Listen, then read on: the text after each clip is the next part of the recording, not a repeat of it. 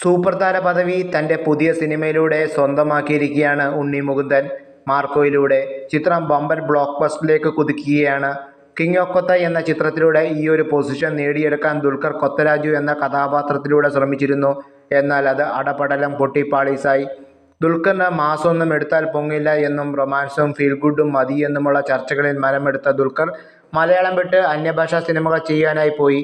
ഒരു സൂപ്പർ താരമാകാൻ വേണ്ട സ്വാഗോ ഓറയോ ദുൽഖറിനില്ല എന്ന് കിങ് ഓഫ് കൊത്ത എന്ന ചിത്രത്തിലൂടെ മലയാള പ്രേക്ഷക സമൂഹം വിധിയെഴുതി. ആ സ്പേസിലേക്കാണ് സ്വാഗും ഓറയും ഉണ്ണിയുടെ മാർക്കോ എത്തുന്നത്. റൊമാൻസ്, ആക്ഷൻ എന്നിവ നേരത്തെ തനിക്ക് വഴങ്ങുമെന്ന് ഉണ്ണി തൻ്റെ മുൻകാല ചിത്രങ്ങളിലൂടെ തെളിയിച്ചതുമാണ്.